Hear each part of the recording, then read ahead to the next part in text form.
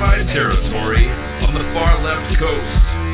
You're listening to On the Move with Mack, Worley III.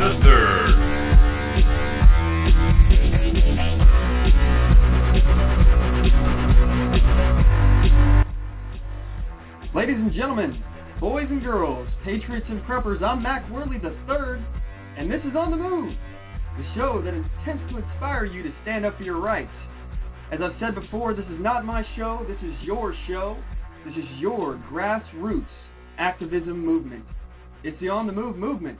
It cannot function without you, however. It's bigger than one man. It's definitely bigger than me. I want to thank each and every one of you for standing up for your rights and for your patriotism, and also for taking the time to get involved. With that said, thank you for tuning in. Today is going to be a really good show. Today is January 5th, 2014, and today's episode is titled, Denver is Now 2 Miles High. It's the first episode of the new year, so we're going to make sure we kick things off right. We're going to be covering many topics today, a whole bunch of them, and I'm willing to talk about anything that you guys want to talk about as well. All you got to do is give us a call. The number is 619-924-0986, 619-924-0986, or you can email the show at onthemoveshow@gmail.com. Some of the topics we're going to be covering today have basically been in the news, and we'll be covering, like I said, the legalization of marijuana in Colorado and Washington. We're going to talk about the minimum wage, and if we have time, we're also going to be covering the female fitness standards and how they've changed. We're also going to cover much, much more. So, like I said, we're going to be taking your listener calls and reading emails, and if you'd like to join the conversation today, again, that number is 619-924-0986, or you can email the show at onthemoveshow@gmail.com. Don't forget to check us out at onthemoveshow.com, here at blogtalkradio.com/onthemoveshow, facebook.com/onthemoveshow, twitter.com/onthemoveshow, and youtube.com/onthemoveshow. You can also check out our stores on onthemoveshow.com by clicking the shop link on our homepage. We got 100 or so products on there for sale, ranging from freeze-dried food to gear to show merchandise to clothes to drinkware to bumper stickers and a whole lot more on there. Your purchases will go toward making On the Move bigger and better. We really, really appreciate your support. Okay, moving on. So the first segment of today's show, we're going to call Today in History. It's something I like to do, and we talk about what happened at this point in time years ago in the past. So according to Ford.com, after the success of the moving assembly line, Henry Ford had another transformative idea. In January of 1914, today, he startled the world by announcing that Ford Motor Company would pay $5 a day to its workers, which was completely unheard of at the time. I believe at the time most workers were making about $2.84 per day. So the pay increase would also be accompanied by a shorter workday. They used to work 9 hours, and he was projecting to have them work 8. So while this rate didn't automatically apply to every worker, it more than doubled the average auto worker's wage. So while Henry's primary objective was to reduce the attrition, because labor turnover in that assembly line was pretty monotonous work, so a lot of people were quitting. All the newspapers basically glorified him and said that it was an extraordinary gesture of goodwill. His actions caused thousands of workers to flock to Detroit after Ford's announcement. Thousands of prospective workers showed up from Ford's Motor Company employment office. People surged towards Detroit from the American South and nations of Europe. As expected, employee turnover diminished, and by creating this 8-hour workday, Ford could run 3 shifts instead of 2, which increased his productivity. Henry Ford had reasoned that since it was now possible to build inexpensive cars in volume, more of them would be sold if employees could afford to buy them. The $5 a day helped better the lot of all American workers and contributed to the emergence of the American middle class. In the process, Henry Ford had changed manufacturing forever. It's no coincidence that we have selected this event for today's Today in History. We'll be discussing this again later in the episode when we cover the minimum wage. Just remember this for now, and we'll come back to it. But for now, it's time for my favorite part of the show. It's a segment that we're calling The Weekly Defender. And now it's time for the Weekly Defender. You have the right to defend your life, the right to defend your family, and the right to defend your freedom.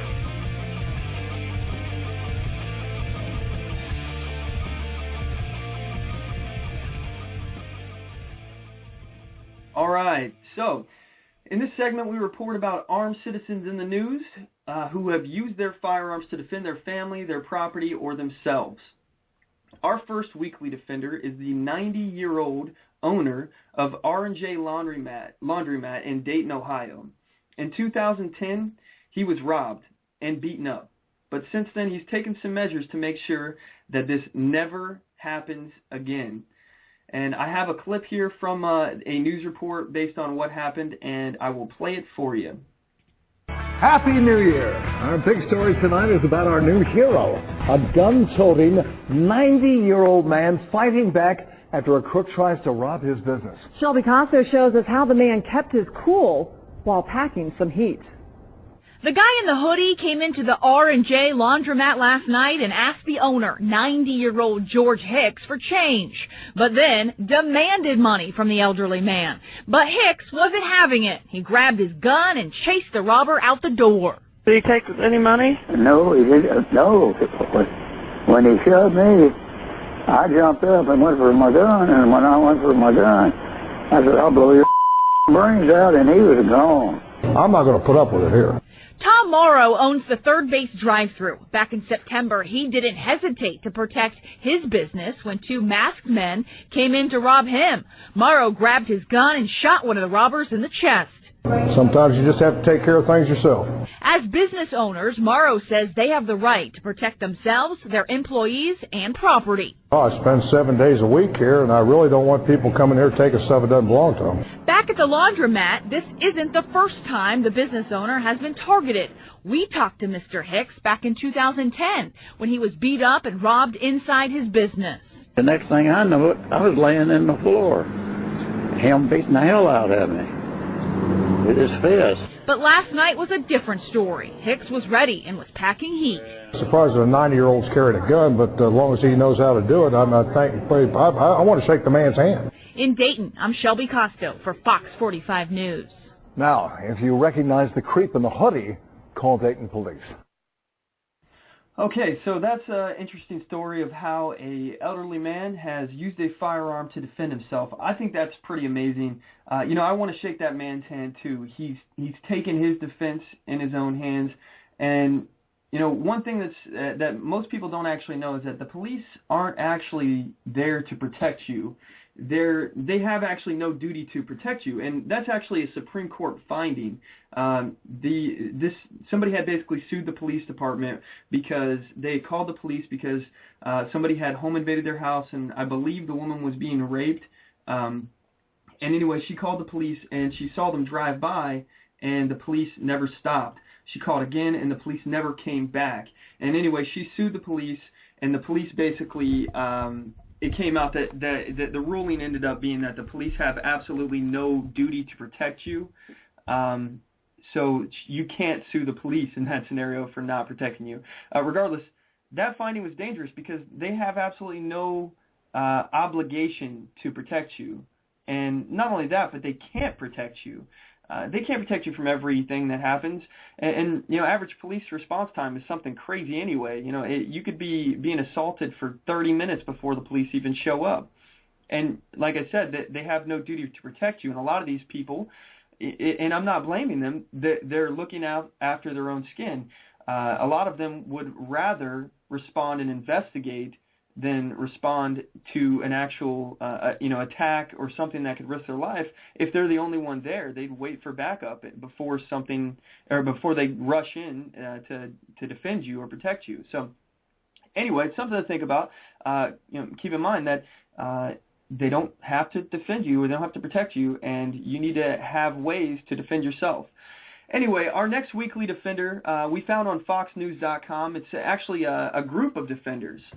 The story goes, when budget woes reduced the sheriff's department in one rural Oregon county to a bare-bones force, residents decided to take matters into their own hands, creating an armed patrol group in defiance of local officials. I found this story on FoxNews.com.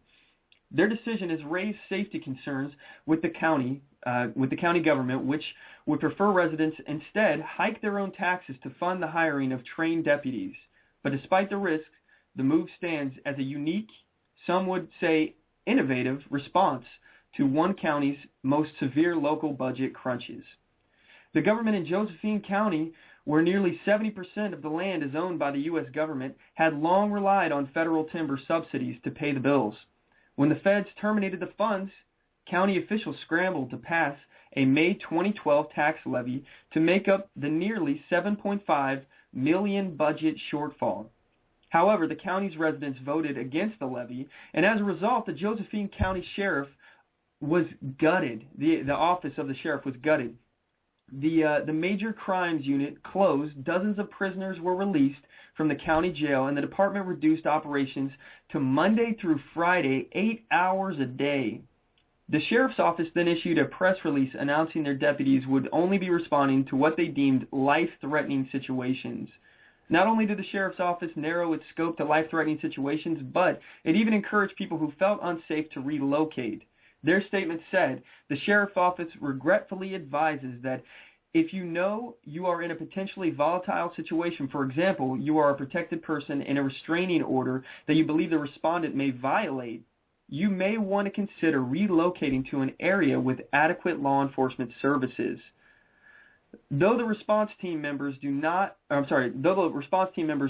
legally carry firearms, Silic said, the team's main goal is to provide a deterrence presence, and that none of them have ever fired a shot. And I'm assuming when they say that, they're referring to in defense, not in practice, but it doesn't clarify, so I don't really know.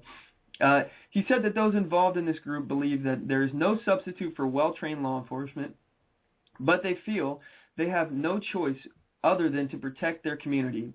We believe responsible citizens doing responsible things make it hard for criminals to do irresponsible things, he said. So I want to know what you guys think about this. Do you think that this is a good thing? Do you think this is a bad thing? I'm really curious to know your take on this. The phone number to call in is 619-924-0986, 619-924-0986, or you can email the show at onthemoveshow@gmail.com. In my opinion, I'm a big fan of this. I think it's a good thing for several different reasons. Number one, I think it does a really good job of being a deterrent to crime. Just the sheer fact that, first of all, it made news, so people know that they're out there, but also people can see them out there and they're promoting themselves, and they're deterring crime. The mere presence of armed citizens will deter crime. One more reason why I'm a big fan of this is because we don't need the government to protect us. Like I said, they have absolutely no obligation to protect us, first of all. So why do we have them there in this protective manner where we're supposed to feel all warm and cozy with this blanket of government wrapped around us, but they're not there to protect us. The only thing that they protect is their own interests. The only thing they serve is themselves. So, to me, it feels like these people are being punished for not passing a levy. I am positive that there's other things that this community could have cut other than their sheriff's office. Maybe I'm wrong. I don't know everything. I don't have all the facts. But to me, this just seems like one of those very similar situations that we saw when the government was shut down, how things were closed basically to create the maximum amount of pain on the people, on the populace. When the White House was closing all the national parks and stuff while the government was shut down. And they were doing this in a way where they're actually spending more money to ensure people stay out of them. So I don't know. To me, it just seems like these people are being punished in regards to this. But anyway, I love hearing about how law-abiding citizens use firearms to protect themselves. You have a right to defend your family. You have a right to defend your life, and you have a right to defend your freedom. We at On the Move support your rights. If you have a story about how you were lawfully defending yourself, or how, or you would like to comment on one of these stories, we'd like to hear from you. Give us a call. The number is 619-924-0986, or you can email the show at onthemoveshow@gmail.com. If you don't want to be on the air, if you're a little shy or something, that's fine. Go ahead and send us an email and let us know what you have to think. Anyway, at this point, we're going to go ahead and take a quick break, and we'll be back in about a minute or so.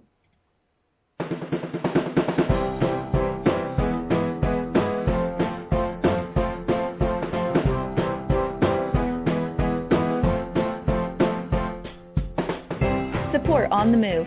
Help us make this podcast bigger and better. You can do this by going to our store and purchasing one of our hundreds of products. All designs are original and made for patriots like you. Just go to cafepress.com/onthemoveshow. We appreciate your support. Need design services? Logo design for $90, business cards, brochures, bumper stickers, signs, flyers, promotional products such as mugs, pins, bags, keychains, magnets, and so much more. Contact LaTasha Worley for a quote on your next project at Tasha, Tosha, at lworleyphotography.com today, or visit me on the web at lworleyphotography.com, and on Facebook at facebook.com/lworleyphotography, and on Twitter at twitter.com/Tasha Worley. Show your support for a designer who believes in the Constitution and your rights.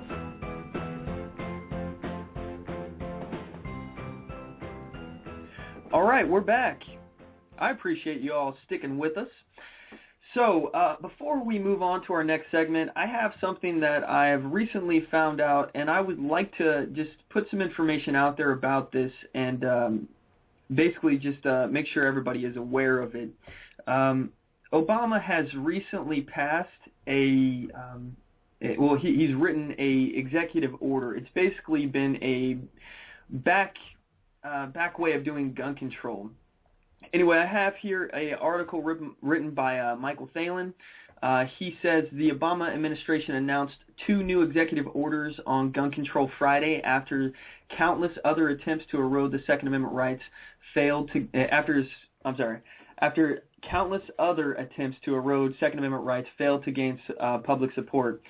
Anyway, he talks about how these things are basically a backdoor gun confiscation. So anyway, I just thought people may need to look into this, and I still don't know enough about this really, but it appears to me like they're looking at changing the way that they identify who is mentally ill, and a lot of it has to do with the actual background check. So they're changing the way that they clarify it.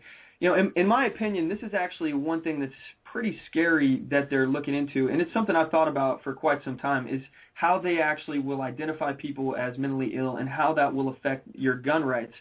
So say we have somebody that has post-traumatic stress disorder, and they are diagnosed, they served in the military, they served their country, they fought in war, and now they come back home, and they're having a bit of stress because of this, and you know, it turns into a post-traumatic stress disorder. Is it really a good idea for us to start looking at making these people considered mentally ill, to make them unable to get firearms? Because in my opinion, it's already difficult enough to get people in the military, from what I've seen, to basically admit that they have a problem or to go seek medical help, especially any kind of mental health, stress issues, things like that. People don't want to have that kind of stuff affiliated with their permanent record in the military, and it can actually affect their career.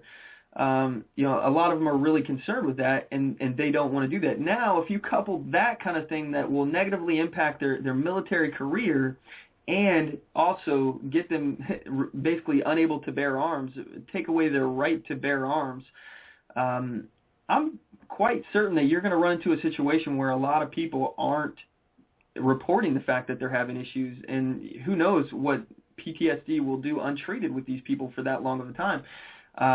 Many people will try to hide it and do everything they can, but I mean, I'm sure it will cause problems. You'll probably see suicide rates up in the military. You'll see, you know, suicides up just in general because people don't want to go get help because they're afraid that the government will take away their right to bear arms. Anyway, I think this is something that we need to be paying attention to because Obama has already said that, if Congress won't do it, he has no problem going around them. So, he's referred to that in different times where he wasn't necessarily talking about gun control, but he has said that he has no problem bypassing Congress. Here, I'll play a quick little montage here of him saying how he will bypass Congress. The Senate blocked a bill that would have created this commission. So I'll issue an executive order that will allow us to go forward because I refuse to pass this problem on to another generation of Americans.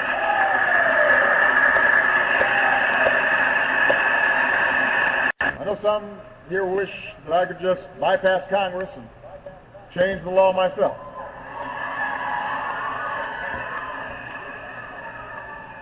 I know there's some folks who wish I could just bypass Congress. I can't. Now, I know some people want me to bypass Congress and change the laws on my own. Believe me. And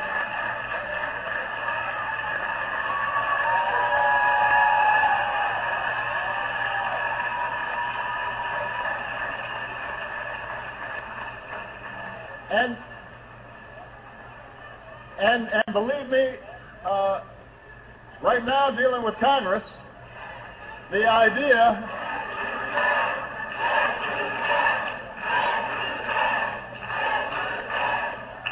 but believe me, the idea of doing things on my own is very tempting. So there you go. His words, not mine.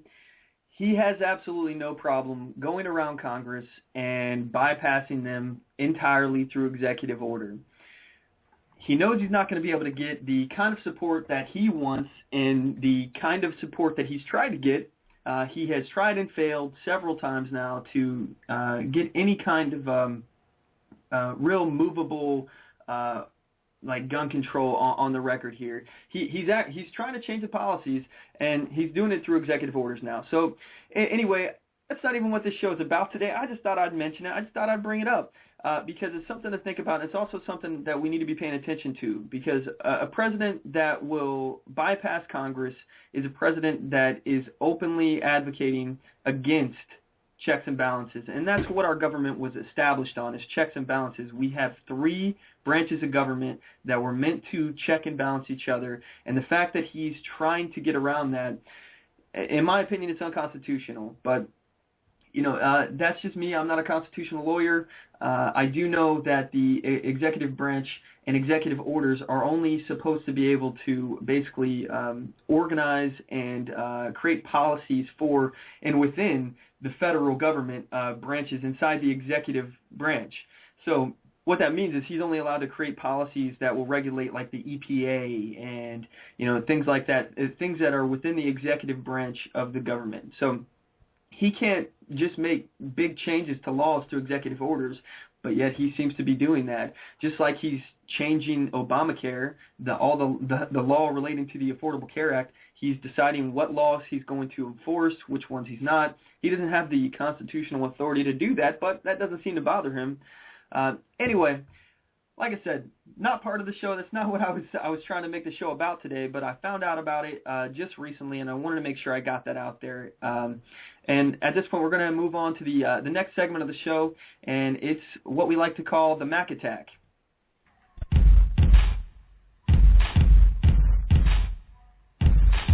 It's time for the Mack attack!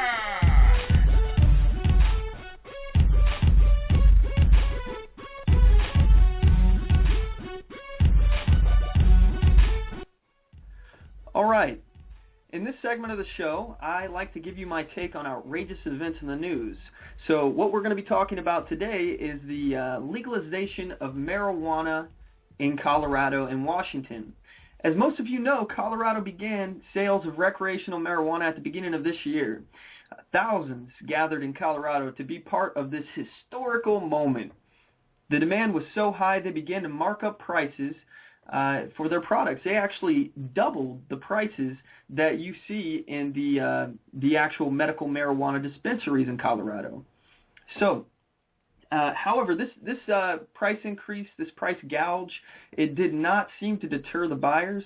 It's projected that the sales of marijuana for recreational use will earn Colorado approximately $67 million per year.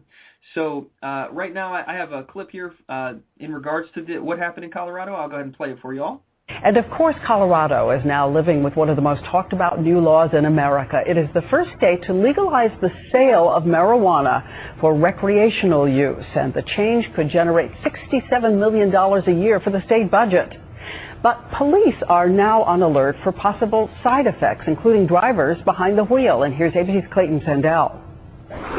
For Colorado's new retail pot market, today lines are long and sales brisk. It has been so busy. We haven't stopped from the minute we've opened the doors. At this shop in Denver, plenty of customers and product. Smokable, drinkable, and from this bakery, edible. We take the marijuana plant and we infuse it with regular butter. Tastes like homemade. The pot boom is creating thousands of jobs and big growth. Basically, in the next 6 months, we'll be looking at increasing our production by about 5 times. The state expected to haul in $67 million in weed taxes a year. Denver is now posting these pot rules, just as critics are warning that for teens, marijuana is more dangerous than ever. If we don't keep young people from smoking marijuana, there will be a brain drain inside of this state.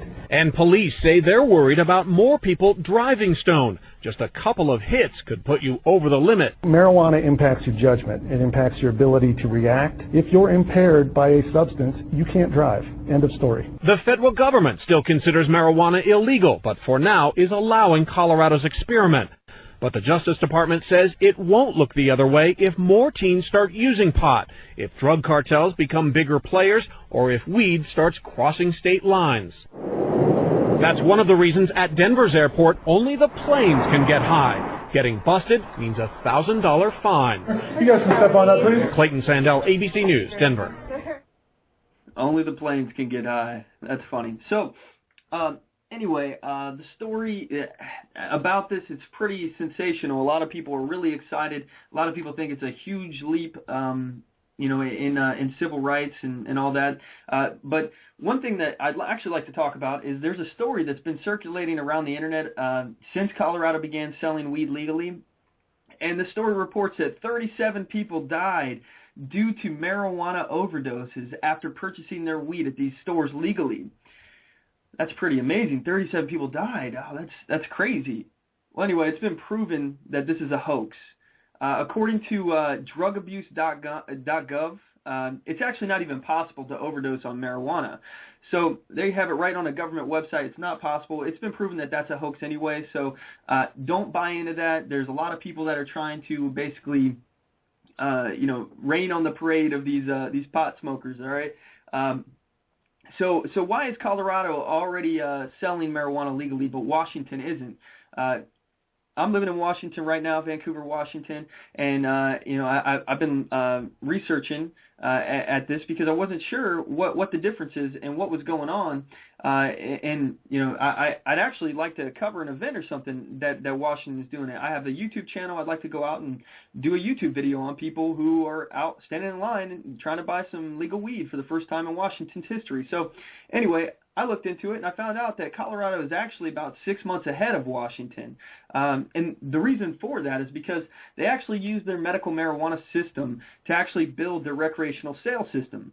Washington, on the other hand, has built their recreational marijuana system from scratch. So this means that they're going to be taking a lot longer to do it, and they're not going to be selling weed legally until about June of 2014 at the very earliest. So one thing that I like about the fact that recreational marijuana is now legal is the fact that we're going to be earning taxes from the sale of this drug, and it's going to be able to be used in our community. But there are some problems that come with that, and one thing is I'm seeing it. If I heard somewhere that they're taxing these things or the marijuana 33%. It's got a 33% tax rate.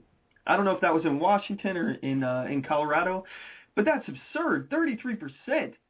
what they're doing here is they're going to jack up the price already because of the demand, which you see that they're already doubling the price that people can get in medical marijuana dispensaries, but on top of which now they're taxing it 33%.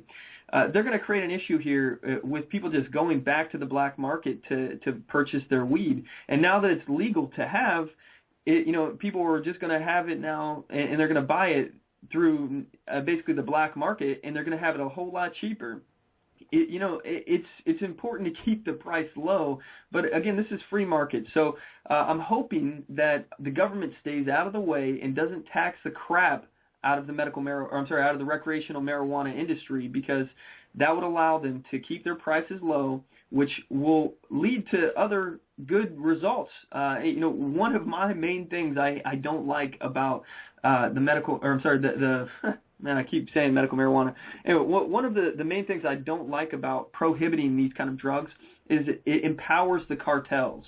These drugs basically create big money for these cartels, and it allows them to gain a lot of power from this money. They can buy guns, and they can buy more drugs, and they can create influence with the money that they have by greasing palms of politicians all over the place. So, if we are not really impacting the sale of the legal of the illegal drugs, then we're actually not really impacting the cartels at all. The cartels will still continue to do business with people who have contacts with the black market, and those people will be buying it cheaper. We'll probably be getting people who normally wouldn't have had anything to do with it, but now because it's illegal, they'll go for the bargain buy in the black market, and they'll get their marijuana cheaper, and now it'll be legal for them to have it.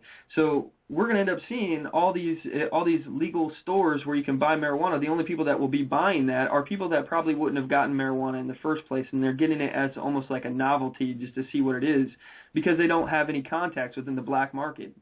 And then maybe one day they will, and they'll stop buying it from these stores. I don't know. Maybe I'm wrong. Maybe I'm just, not really thinking this out fully. I think this is what's going to happen, in my opinion. If the government keeps taxing the crap out of this, and if they keep gouging prices on the recreational marijuana. Anyway, I have here a clip of another news organization here. They were covering the possible march towards all 50 states headed towards legalization of marijuana. I'll go ahead and play it for y'all. It's time now to check out the state of the states when it comes to marijuana law. It's an issue like same-sex marriage that the Beltway won't touch, but states are addressing head-on.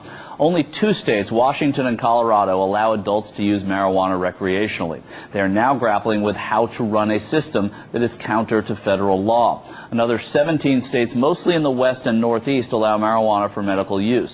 An effort in Maine to extend medical marijuana to all adults is picking up steam now. A bill to allow possession of up to 2.5 ounces and tax the drug at $50 per ounce made it out of a legislative committee just yesterday.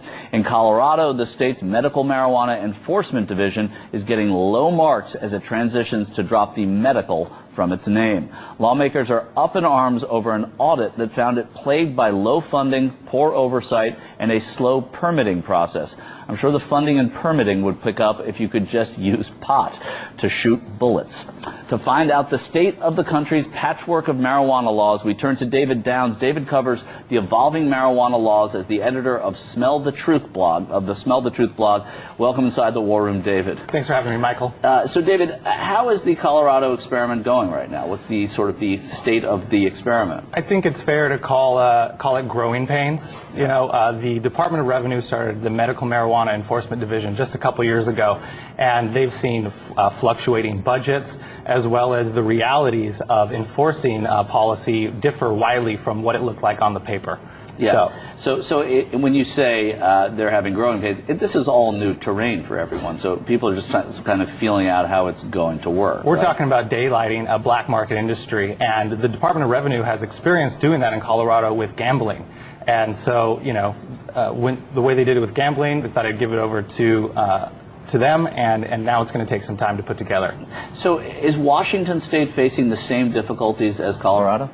Washington is even earlier along in the process. They just hired their their marijuana consultant, Mark Kleiman, and he's going to be helping them outline exactly how to run their production, distribution, transportation, the whole thing, set taxes. Yeah, and he comes from California. He's a UCLA professor. What is that role? Is that role going to happen or exist in each of the 50 states, or is this something that because there's no oversight, they're just trying to figure a good way out of doing it? Yeah, I mean, they really are in uncharted territory as a state, and Kleiman represents probably the best of the breed in terms of knowledge about the interaction between the market and policy and ways to prevent some unintended consequences. Well, let's look at some of the other states as well. According to the legalization advocacy group, Marijuana Policy Project, there are 8 states from New Hampshire to Hawaii that could follow the path to legalization for adults.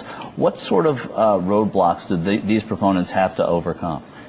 Many of them are institutional. You're going to see in the Maine case significant issues being raised in the Senate, as well as, in New York, you're seeing a medical marijuana bill that died in the Senate last year, and a new one that's starting right now is going to face more roadblocks in the Senate. You're dealing with powerfully entrenched interests that have spent, 70 years enforcing drug policy, and any changes to marijuana law moves some people's cheese around the board. Right, and we hear that the Justice Department is going to weigh in on this in one way or another soon, but soon has never been defined. What do you expect? I mean, just as a guess or a hunch, Eric Holder's next move is going to be with regards to states like Colorado and Washington. The scuttlebutt is that they could sue to prevent the implementation of those programs, and that lawsuit could end up in front of the Supreme Court the way the DOMA situation has. Yeah, you bring up the DOMA situation. I'm glad you did. Gay marriage is another big state versus, the people issue, or state versus federal issue. A recent Quinnipiac poll shows that marijuana legalization has more support than same-sex marriage, and we've heard about all these same-sex marriage support at an age levels up to 65 years and older. It's as high as 67% in younger voters. So why is marijuana lagging behind same-sex marriage and becoming legal at the state level if this popularity actually has it ahead? That's a great question. It comes down to values for a certain amount of people. To a certain degree, being soft on crime or soft on drugs will really hold up politicians in a way that we're not seeing with the gay rights issue. Like some of your other correspondents mentioned earlier, politicians are flipping left and right on this. But you're going to see the politicians lead from behind, if they lead at all, with regard to marijuana law reform. And that's interesting. I always think of this as first of all, it was a political hot button to say you'd even tried pot. And now that seems to be an accepted, almost a normal thing for someone running for office. But when you say the politicians are going to be lagging behind or leading from behind, how soon do you think it's going to be politically expedient to say that you favor marijuana legalization? Well, I mean, you can look at here in California where you have Representative Tom Amiano, who represents San Francisco, who's a vociferous advocate in the California legislature. But even he says that here in California, the majority of his fellow lawmakers are, quote, afraid of their own shadow with regard to changing marijuana law. So try to imagine the situation playing out in South Dakota or any deeply red state, and you can just imagine how hard it's going to be. Of course, yeah. And what's compelling, too, is this whole idea of taxing. You're going to tax so heavily this marijuana. How soon will it be so taxed that people are just going to start going back to the black market and buying their pot the way they have forever? Well, that's something Kleiman's really going to struggle with in Washington. Marijuana is widely available in this country. 10th graders, like 71% of them, report easy or very easy access to it. The most common price Americans pay for marijuana is $0. Right. It's gifted to them by friends. So any type of taxation above and beyond the actual cost to produce is going to run into the reality on the street where pot's widely available and pretty cheap. Right. I love when 10th graders are the demographic that people are talking about. It's just, so 10th grade, we polled 10th graders. I think we've overpolled when we're at 10th grade. Well, yeah, I mean, everyone talks about keeping this drug away from kids, and that's why they're against these changes to laws. And it's important to remember that for decades, the drug's been widely available. Yeah. Well, the blog is called Smell the Truth. David Downs, thanks so much for these insights. It is not just as simple as, okay, you can have recreational pot. There's so many layers to this. Appreciate you for helping us figure that out. Up next. Okay, so I think it is as simple as just saying you can have recreational pot. I really don't think it's that complicated of an issue. So far it's unclear how the legalization of marijuana will actually affect the state and the country. But, one thing is for certain, if you truly believe in individual liberty and limited government, then this was a win for you. Weed was banned because hemp competed against the paper and fiber industry, not because it's bad for you. So let's just get that out there first of all. It's not because it was bad for you that it was eliminated. It was competition.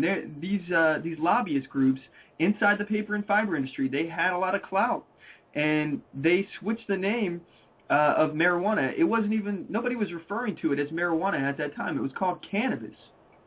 People didn't know what marijuana was. They were spreading all sorts of lies and propaganda about what marijuana did to people. They were saying that people who smoke marijuana will go out and commit all these crimes, and they basically became lunatics. It's obviously not the case. In fact, it's probably the exact opposite in regards to marijuana itself. Marijuana typically makes people lazy and makes people just want to sit around and eat, watch TV.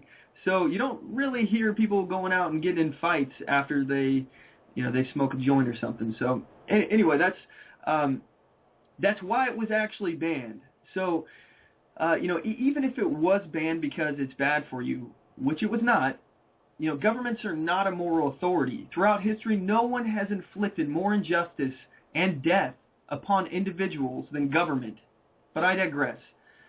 How can you be okay with alcohol and tobacco, but have a problem with marijuana? Isn't that a bit hypocritical? And even if you are against all those things, are you honestly calling for the government to reinstate the prohibition of alcohol? It didn't really work out very well the first time. The prohibition back in the day, it actually created a whole lot of crime. It created this underground market. It created an unregulated, untaxed black market for these for alcohol. And again, just like we're seeing now with the drug prohibition, it created a very similar situation where these underground organizations sprung up and they started getting more and more power, and eventually they got to the point where they started rivaling the government in strength.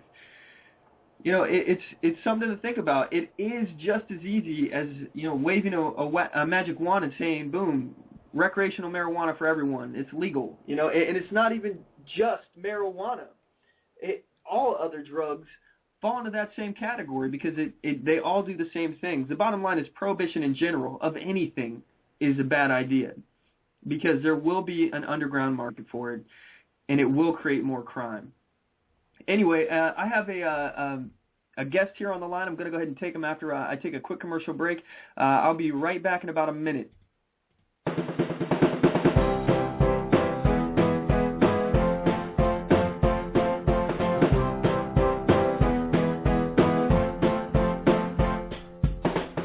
Support On The Move. Help us make this podcast bigger and better. You can do this by going to our store and purchasing one of our hundreds of products. All designs are original and made for patriots like you. Just go to cafepress.com/onthemoveshow. We appreciate your support. Need design services?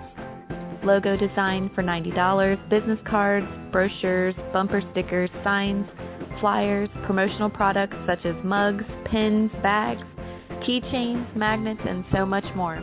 Contact LaTasha Worley for a quote on your next project at Tasha, Tosha, at lworleyphotography.com today, or visit me on the web at lworleyphotography.com, and on Facebook at facebook.com/lworleyphotography, and on Twitter at twitter.com/Tasha Worley.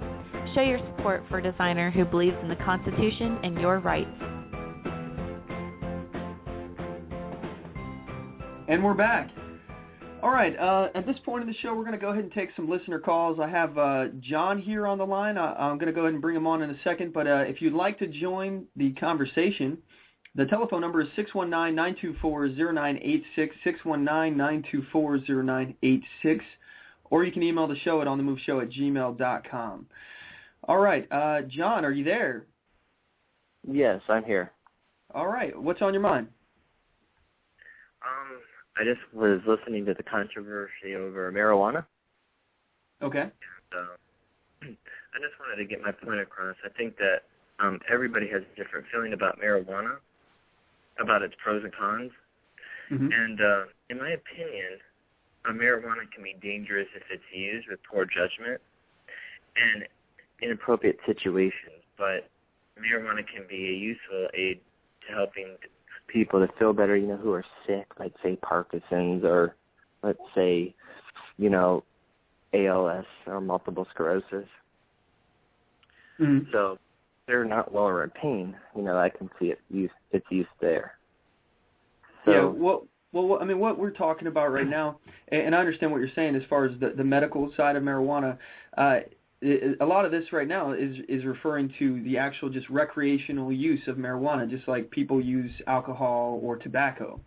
Right. What are your thoughts on that as far as just recreational use? Well, I think it's a disturbance to a bunch of people, because if I'm walking down the street, I don't want to smell somebody's pot smoking. It makes me nauseated. Smelling somebody's pot, Yeah. But well, the way the law is right now in Washington and Colorado, you're required to. You're not allowed to smoke it in public. I mean, people are. I've even went up to Seattle and seen people smoking weed out there, just right in a public setting. But technically, that's against the law.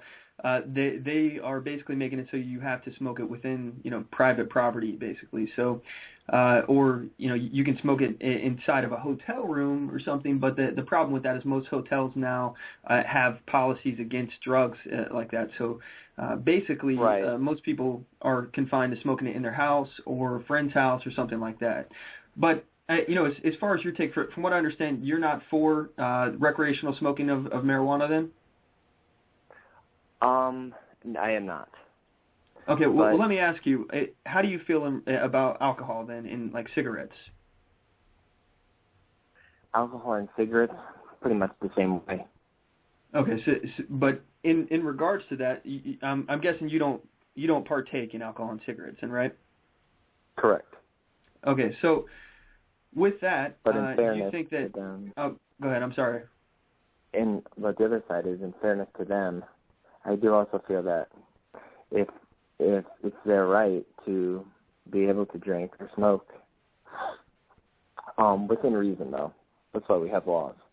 Yeah. Well, I mean, obviously, people aren't supposed to be going out there drinking and driving, and even now, I think there's a new law that was passed. I believe it's in Oregon, where you can't smoke with your kids in the car or something. Anybody under 18 or something like that. So, there are things. I'm sorry. Go ahead. They just passed here in the state of Illinois, where they are starting to set up shops for marijuana in a state that's $100 billion in debt in its pension crisis. So I think that it will help the state's finances if it's not passed to the point where people can't set up shop like the gas stations in our state is. But your state of Oregon or the state of Washington, for example, if they set up laws like alcohol and smoking, I don't see a problem with it. Well, here's my issue, okay?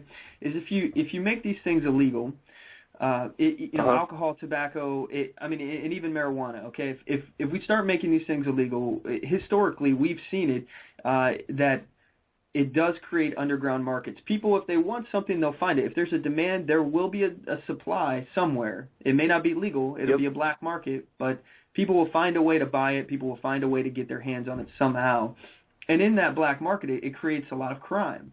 We see that with the drug prohibition. We saw that back when alcohol was prohibited. And we also see that in places where prostitution is prohibited. We see a lot of dangerous, sleazy kind of situations, in these areas. Now, granted, all these things are moral issues, and I totally agree with you on that. If you have a moral objection to it or whatever, that's totally within your right. And I can understand why people can morally object to these things. I get it. It makes plenty of sense, especially if you have like a Judeo-Christian background. It makes sense to me and I understand it. But the issue is, just like everything else in the society, you have a right to object to somebody else to anything. You can object to somebody else's lifestyle, anything like that, but you can't forcibly impose your will on them. And in doing that, you're violating their sovereignty. And that's the issue we've had for so long, is the fact that, excuse me, my voice is terrible tonight. over cold. The issue we've had for so long is that the government continues to expand and it continues to get more and more involved in our lives, more intrusive. And the fact is now that they want to dictate to us how we can, what we can do with marijuana, what we can't do with marijuana. So I think that people should have the right to do it, but within means, and just like alcohol and cigarettes. Now, of course, I think we should be educated I think our children should be educated on the dangers of it, just like cigarettes and alcohol. Absolutely. And, I think that some of the proceeds are actually going towards anti-drug programs, and if they aren't, I'm pretty sure they should be, because that'd be a really great way to, get people educated on the effects of these kind of things. Make sure they at least have information going in. Like, for example, today it is impossible for anyone to not know that smoking cigarettes is bad for you. It's not possible to not know that nowadays. So that same kind of information needs to be out for marijuana and other drugs and stuff like that. And we can use tax money that out of the $67 million that just Colorado is projected to earn off of these taxes.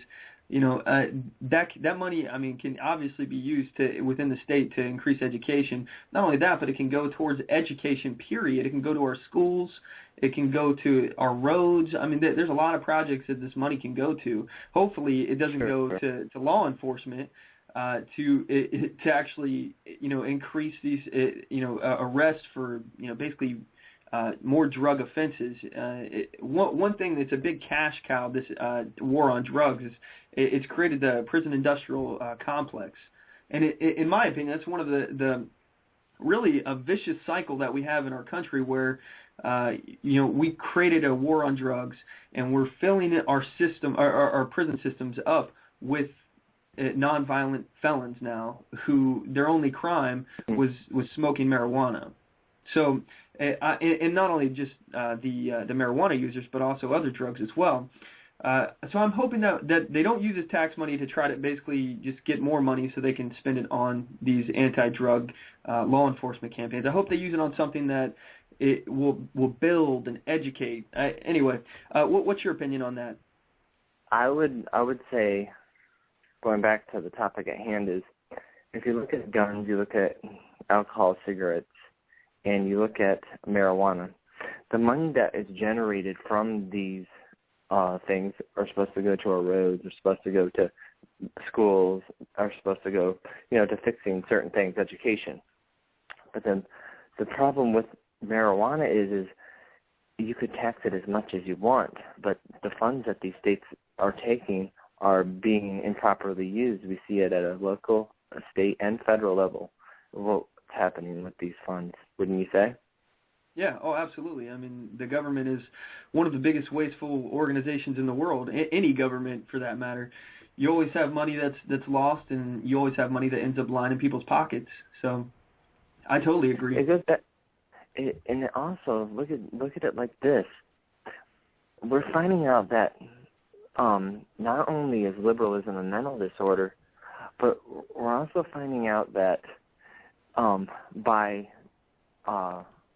legalizing marijuana, what's happening also is that it's dumbing down a society, lack for words. You have 71% of the country on top of some type of prescription drugs, whether it's from the elderly to the kids smoking. Everybody's on some type of drug. I don't know how to put this, but are taking it. In my opinion, it's just something to give younger people to help further distract them from what's going on in our country, Yeah, and honestly, one of the things that I would like to point out, I'm glad you mentioned it, is, we've become a pill-popping society. You got a tummy ache, here's a pill. You got a headache, here's a pill. You have any kind of ailment, take this magic pill and it'll go away. One thing that you don't see covered in our news is the fact that the biggest cause of accidental death in our country is actually prescription pills. So prescription pills, that's correct. You don't see that with marijuana. It's not physically possible to overdose on marijuana. And like I said, it's right there on a government website, drugabuse.gov. All you got to do is go to that website, and it'll tell you it's not possible. I just looked it up. So Anyway, so with that in mind, you were talking about how liberalism is a disease. It's a mental disorder. I've never heard anybody say that, but it's kind of funny though. In my opinion, I think it's a very seductive thing for people out there.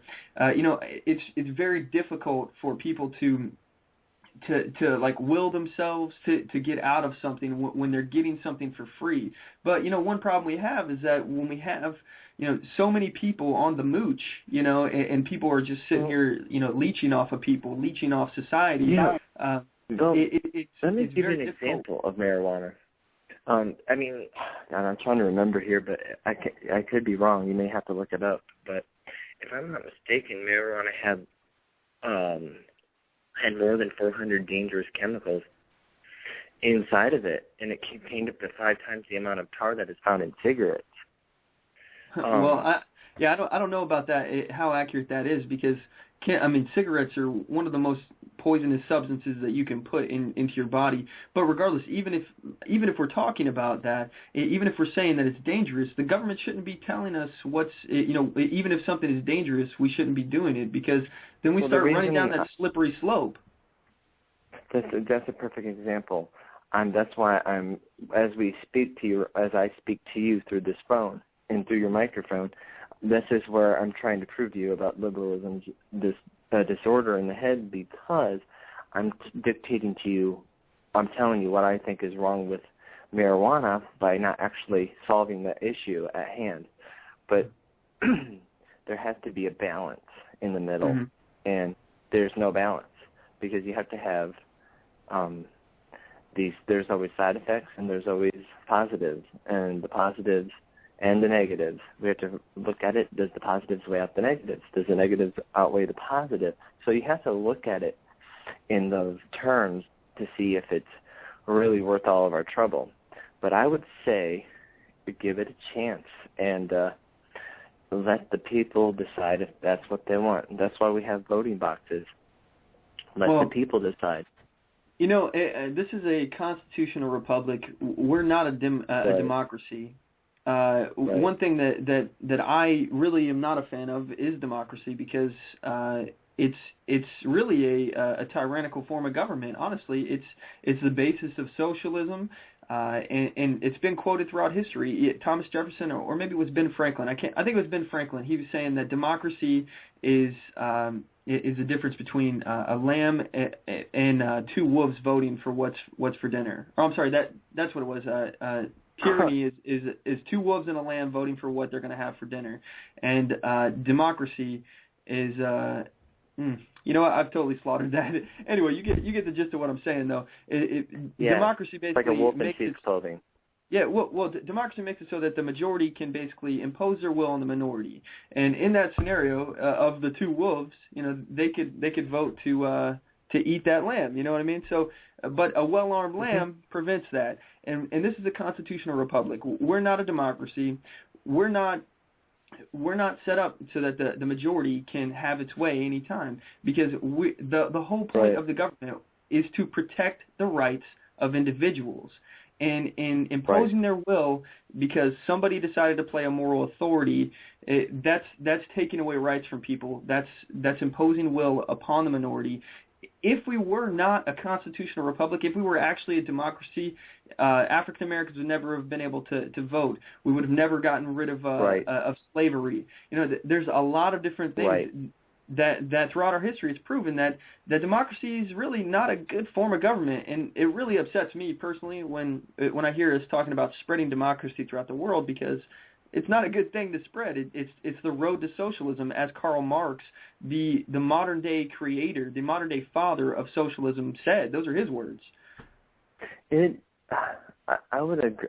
I actually do agree with you on that, but the problem is that you have people preaching you have people preaching at the highest levels of government everything that we always have standed for. And like I said, when it comes to our borders, when it comes to marijuana, it comes to our culture, and even speaking English, that's how our country should be defined, by speaking English. It should be defined by It's laws. It's borders. That's why we have laws, to protect our citizens. And it should be involved by our culture. If we can't preserve our culture, then it's like me going to France and saying, I'm not going to speak your language or learn your language. I'm going to speak my own and not assimilate. Yeah. And it's fine that people come here from all over the world. You know, if somebody wants to go into a pot station or go into Colorado and go and smoke marijuana, we don't want it in 100 different languages. We want it in English. So all I'm saying is when it comes to marijuana, when it comes to all of these things in a constitutional democracy, or however you want to call it, whatever you want to call it, it should be simple as, how do I put this? It should be simple as putting butter on bread. All right. Well, hey, I'm enjoying this call with you right now, but I got to cut to a quick break. Would you mind holding over for a minute? Well, I actually got to go. Oh, okay. No worries. Well, I appreciate you calling in. Thanks a lot, John. You're welcome. All right. Have a good one. All right. At this point, we're going to cut to a quick commercial break. I'll be back in about a minute.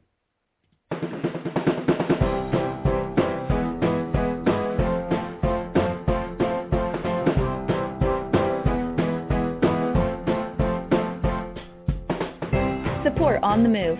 Help us make this podcast bigger and better.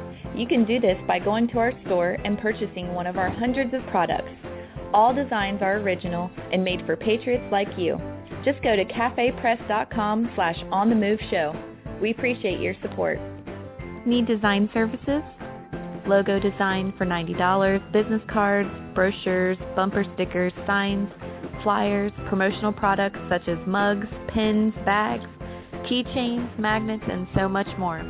Contact LaTasha Worley for a quote on your next project at Tasha, Tosha, at lworleyphotography.com today, or visit me on the web at lworleyphotography.com, and on Facebook at facebook.com/lworleyphotography, and on Twitter at twitter.com/Tasha Worley. Show your support for a designer who believes in the Constitution and your rights. And we're back. Thank you for sticking with us. If you'd like to call into the show here, the number is 619-924-0986. Again, that's 619-924-0986. Or you can email the show at onthemoveshow@gmail.com. Feel free to give us a call and let us know what you think about what we're talking about.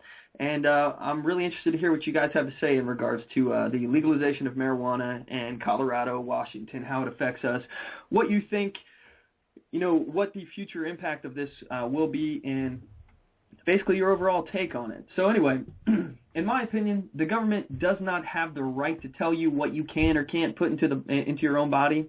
In my opinion, it's a slippery slope, as I was saying before.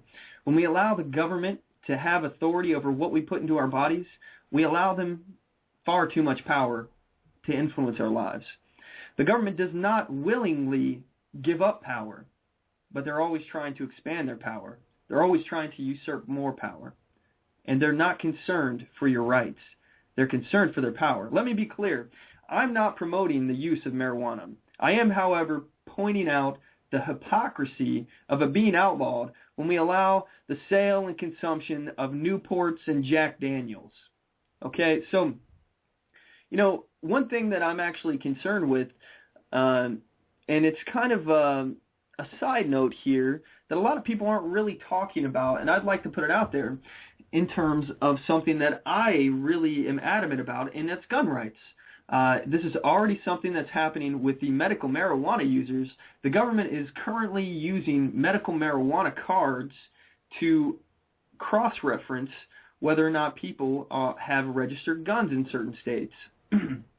So with that in mind, they're basically saying that this is a mind-altering drug and that people who have medical marijuana cards shouldn't be allowed the right to bear arms. I don't really understand how they can do that, and especially my main concern is that the medical marijuana, and marijuana in general, it's no different than alcohol.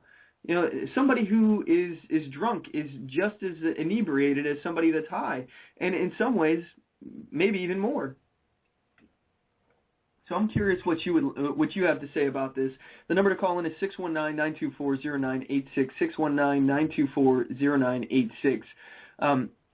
Anyway, one thing about the marijuana stuff, I'm curious how they're actually selling this, if they're getting your personal information when you buy recreational marijuana at these stores, if they're storing your information somewhere, if it's going to be used at some point to take away your gun rights.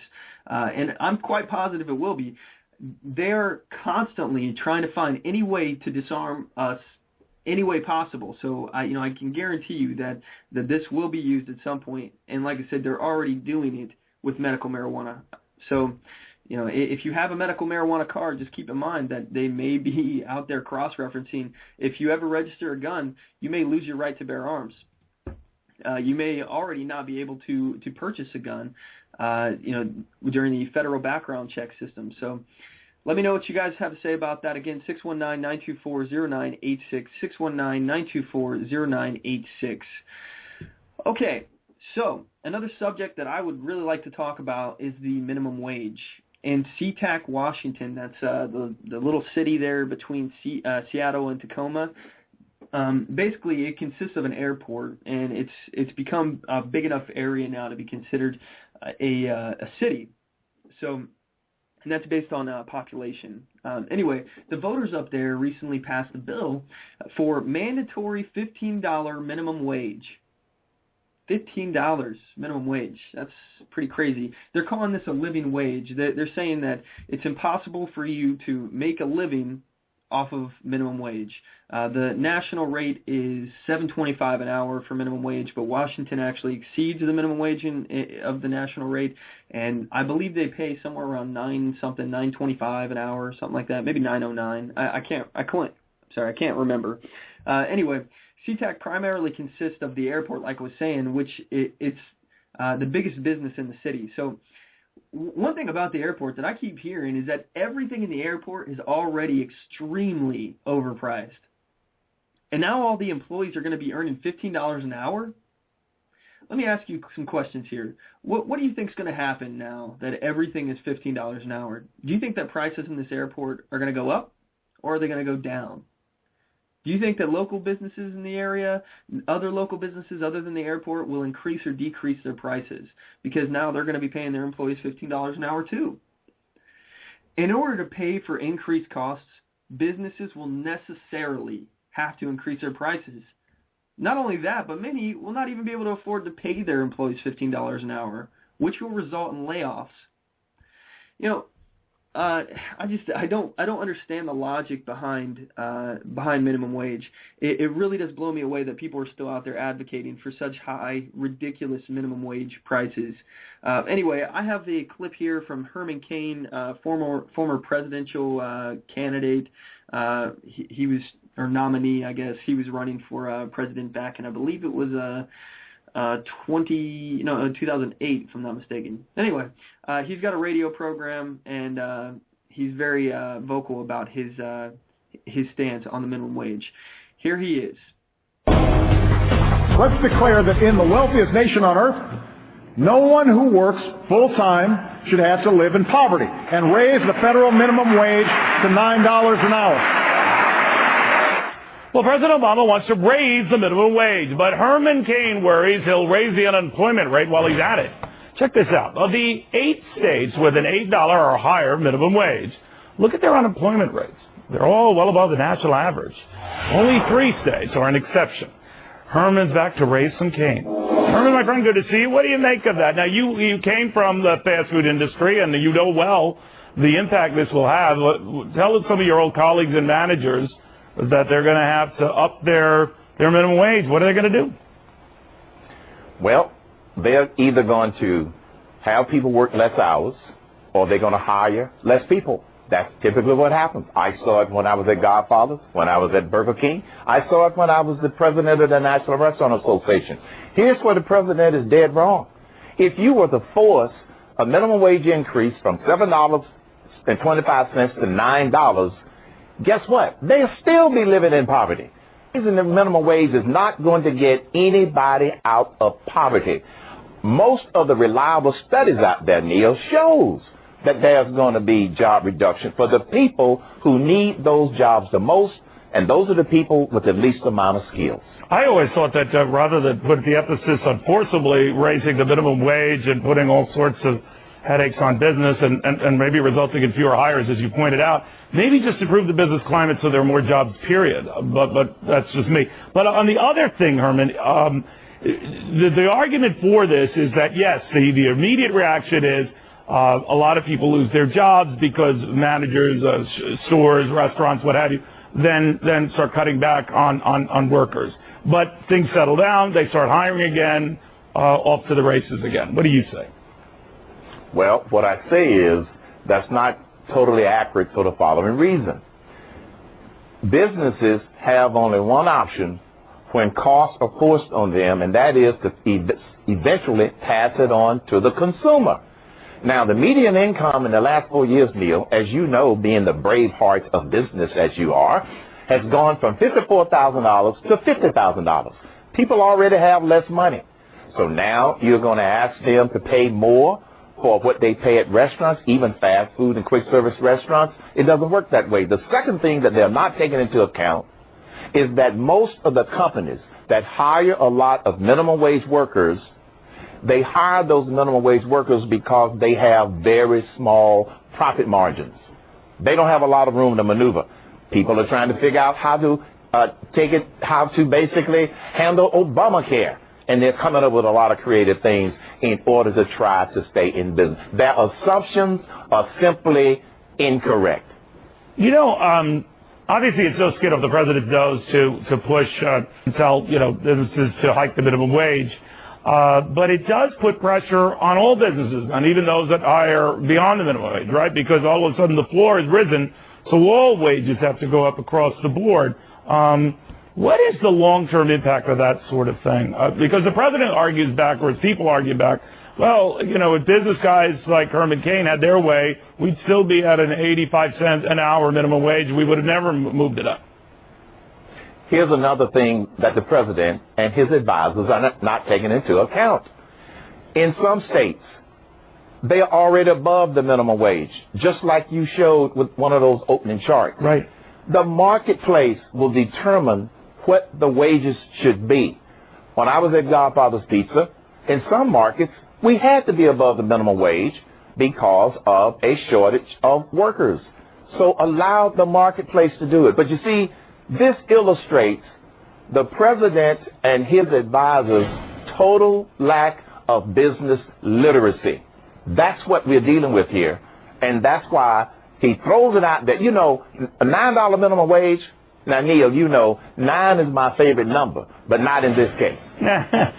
I'm wondering now what Republicans do in response, and because the president puts them clearly on defense, saying, well, then you're against the little guy, you're against the average Joe and Joanne.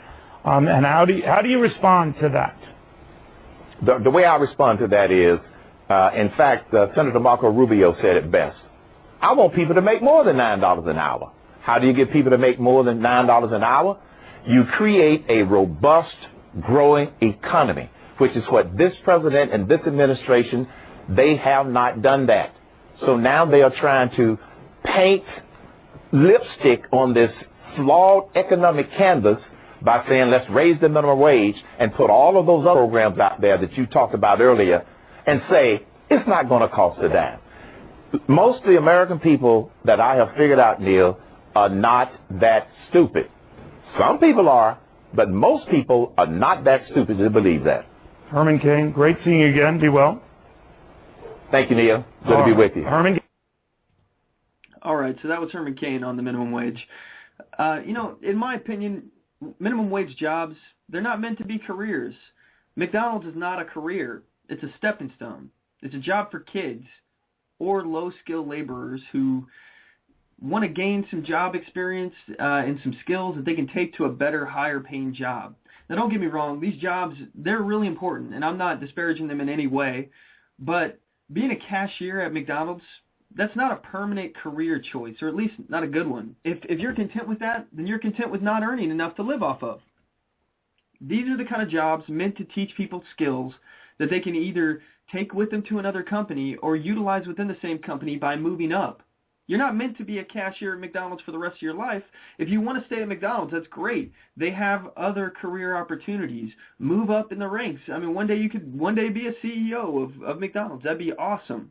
But you have to start somewhere. You have to get your foot in the door, and most people do that at the ground level. And that's, in the mailroom of a major, Fortune 500 company, or, in McDonald's case, it's a cashier or a cook fry at McDonald's. I mean, this is the stuff that you have to do in order to get some job skills. Minimum wage is one of those things that shouldn't be there to basically make it all, fair. And as soon as you enter the workforce, you're able to start paying for a family. It's not one of those things. Here's what I don't get about what advocates for minimum wage don't understand. I don't understand how they don't understand this. If McDonald's is forced to pay more to their employees through forced minimum wage, their products will have to cost more because now their labor costs more. If this process extended state or even nationwide, you can see the ripple effect. For example, the national minimum wage right now is $7.25 per hour. If a burger sells for $6 when the employees are making $7.25 per hour, that same burger would cost at least $12.41 to purchase when the employees are paid $15 per hour, at least. Now, it may even be more because it's not just the people that are being paid $15 an hour at that place, at McDonald's. It could be more now for everything. You got to think about the transporting, the packaging of the products, them buying the stuff to make the burgers. All this stuff necessarily increases the price. But even just at $12.41, to buy a burger, are you really prepared to pay almost $13 for a burger? How does that help you? How can you imagine this statewide, nationwide, if everybody is now making $15 an hour? In theory, that sounds great. If you just look at, oh yeah, I got $15 an hour. That's great. I feel great because my paycheck is now more. That's awesome. No, it's not, because now every single thing that you buy is now more expensive. Everything went up because it had to. The price to actually make that thing, the price of that service is now more expensive because they have to pay those employees even more money. I don't understand. Minimum wage, it actually decreases the buying power of the dollar. So I don't really understand how you can't see that. Even worse than that, it's actually, giving everyone else who's making above minimum wage, the people who've earned their way out of minimum wage by gaining job experience and education and skills, those people are now getting a huge pay cut. So imagine somebody, let's say you are already earning $15 an hour. That's pretty good because it only costs $6 for a burger. Okay? Now everybody gets paid $15 an hour. And to include you, because it's not like they're going to raise your pay up just to make it equal, come up with some kind of ratio to where now you're getting paid like $22 an hour or something like that. No, they're not going to do that because their cost just went up throughout the whole company. They're going to be looking at how to downsize. So you making $15 an hour, you're now making minimum wage, where before you were making more than minimum wage. You were double minimum wage, so you were doing pretty good. Now, all the prices have doubled, and you're still making the same amount of money that you were before. You've taken a 50% reduction in pay, basically.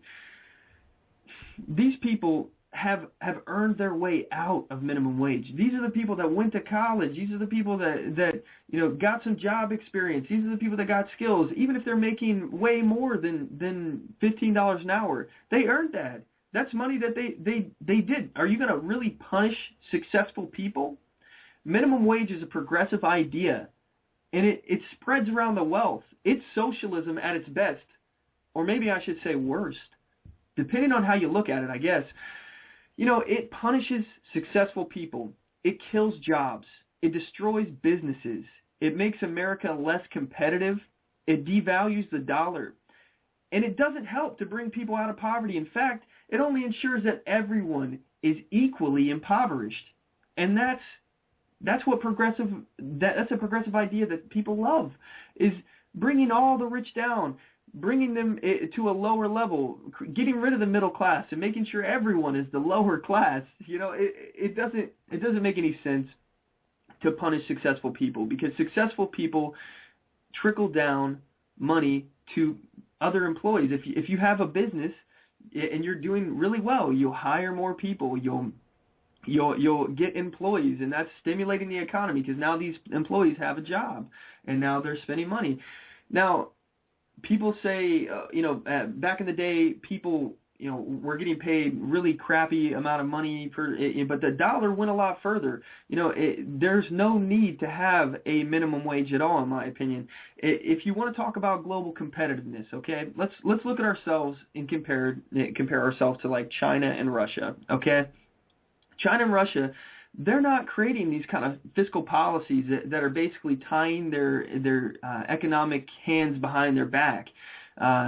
These kind of policies make it really difficult on business owners. And in fact, I know several business owners firsthand that have told me that if their business was forced to pay $15 minimum wage to their employees, they'd either have to move out of the state, or if it was a national thing, they'd go out of business. They just could not afford to do that.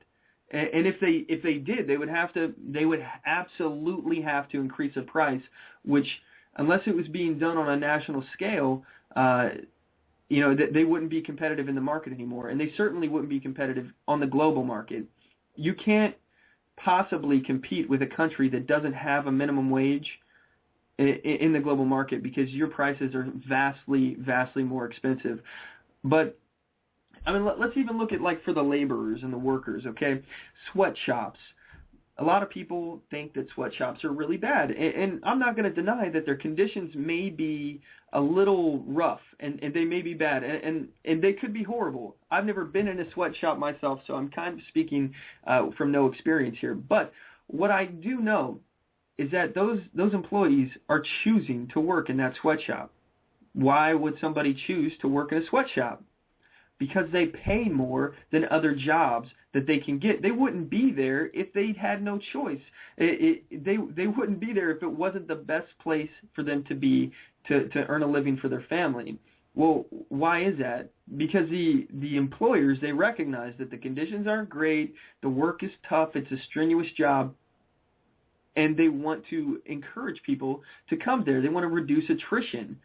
Just like Henry Ford, when he increased the pay $5 per day. I told you I was going to bring this back up. Now I am. So Henry Ford, back in the day, I think it was 1914, I was saying, today in 1914, January 5th, 1914, he increased his pay per day to $5 per day for his employees.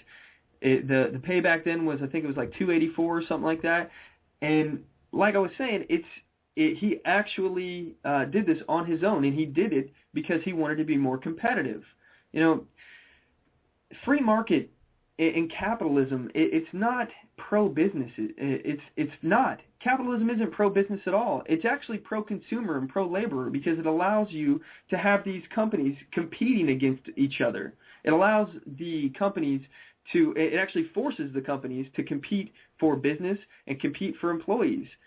If we didn't have a minimum wage, we would have people earning more money in comparison to what the dollar would earn them. The dollar would earn them a heck of a lot more money, even if they weren't making as much. They would actually be making a livable wage. They were doing it back in the day with Henry Ford. $5 per day, that was a lot of money back then. You could earn, or you could pay for your family to survive back then. That was something that you could afford to do. Anyway, the bottom line is that choice means freedom. And when the government starts regulating employers and employees' choices, it's regulating freedom. We need to get out of this mindset that the government can protect us and will take care of us, because, let me be honest with you, they can't, and they won't. I mean, it's, especially when we talk about the government protecting us, if the government could protect us, things like 9/11 would have never happened.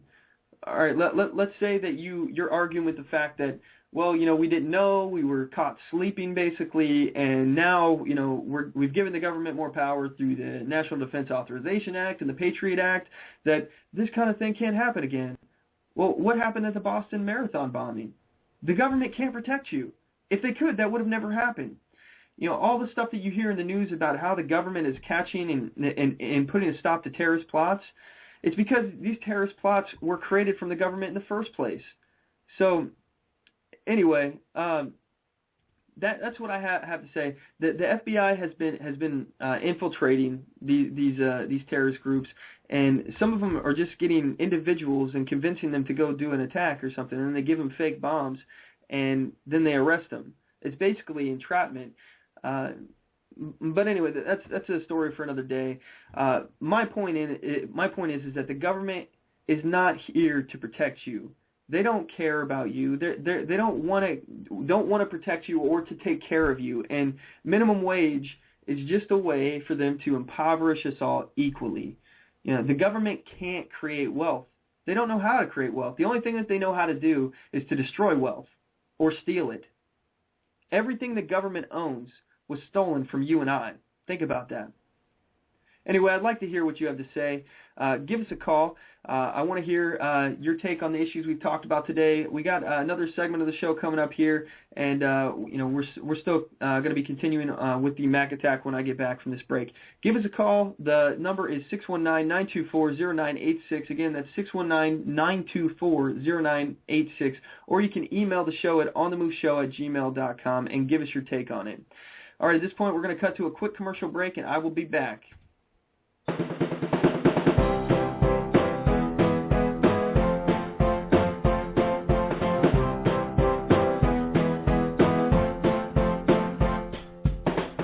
Support On The Move. Help us make this podcast bigger and better. You can do this by going to our store and purchasing one of our hundreds of products. All designs are original and made for patriots like you. Just go to cafepress.com/onthemoveshow. We appreciate your support. Need design services? Logo design for $90, business cards, brochures, bumper stickers, signs, flyers, promotional products such as mugs, pins, bags, keychains, magnets, and so much more. Contact LaTasha Worley for a quote on your next project at Tasha, Tosha, at lworleyphotography.com today, or visit me on the web at lworleyphotography.com, and on Facebook at facebook.com/lworleyphotography, and on Twitter at twitter.com/Tasha Worley. Show your support for a designer who believes in the Constitution and your rights.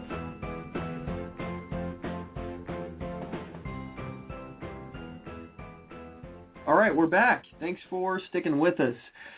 Okay, so when we last left off, we were talking about the minimum wage, and previously today we've talked about the legalization of recreational marijuana.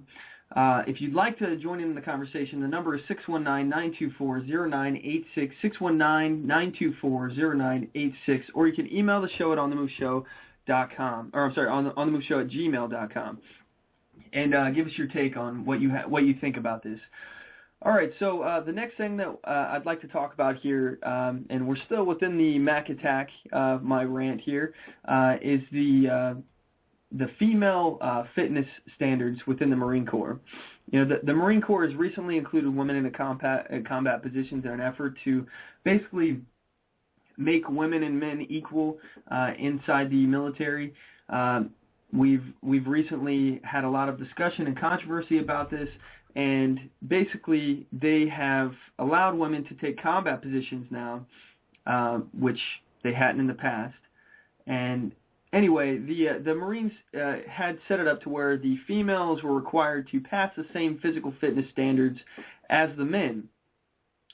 And, that seems like it should be a fair thing to do.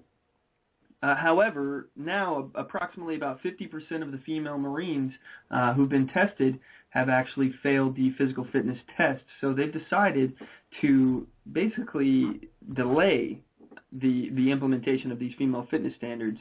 And the problem was pull-ups. They were required to do 3 pull-ups. 3 pull-ups. As far as this, I'm kind of torn on this. I think that women should be equal. I think women have equal rights. I think they want to fight and die for their country, or if they want to do something that a man can do, I think they should be allowed. However, it does create unique issues inside of our military that need to be addressed. But one of the primary things that I think we need to talk about is fairness. I don't think it's fair that a woman has a different physical fitness standard than a man. If they are claiming that they are equal to a man and that they are capable of doing the same job that a man does, why are we giving them different standards? Why are we allowing them to play the weaker sex card when all we hear from feminists is that there is no weaker sex? So if there is no weaker sex, then why is there a different standard? There's so many, not even just relating to physical fitness standards, there's so many double standards when it comes to women in the military. For example, women in the military, if you get pregnant, you can opt to just get out of the military. And it has absolutely nothing to do if you're married or single or not. As a woman, you can choose if you're pregnant to get out of the military. But if you're a man and your wife gets pregnant, you can't choose to get out of the military. That's a bit of a double standard, don't you think? In my opinion, I don't think it's fair, but there's a whole bunch of different things like that actually is going on like that, and these are just things that I've noticed. So if we're going to talk about the actual double standards and the fairness and how women and men are equal, we need to truly start treating each other as equals. We need to treat our women in the military, and I'm not disparaging them in any way. I think they're doing great things, and if they want to fight for their country, they should be able to, in my opinion. I know some of you may not agree with that, but I think they should be able to. They're accepting the risks. There is, however, other risks and other things that may happen that could put others at risk. I don't really know how that would work, and we don't really know until we try it, and we won't know the effect of this until we see it firsthand. So I think we should at least give them a chance. But anyway, I think that the actual standards of especially to join a combat position should be the same, because they're going to be going into combat. If I'm going into combat and I have somebody next to me that I know is physically weaker than me or not physically capable of passing the same fitness standards, then I'm going to be a little bit self-conscious or conscious about how they're going to take care and how they're going to get my back, basically. Are they going to be able to drag me to safety if I get shot? Are they going to be, pulling the, I can't do that card? These are things that are going to be on my mind. I don't know if it'll be on yours, but, now, and I'm not saying that there are women out there that can't pass this, because there definitely are. And in fact, I'm sure that there's a lot of women out there that will do better than the average man on these tests. That's what I'm saying. That's my whole point, is that it is possible for females to get fit enough to meet these standards.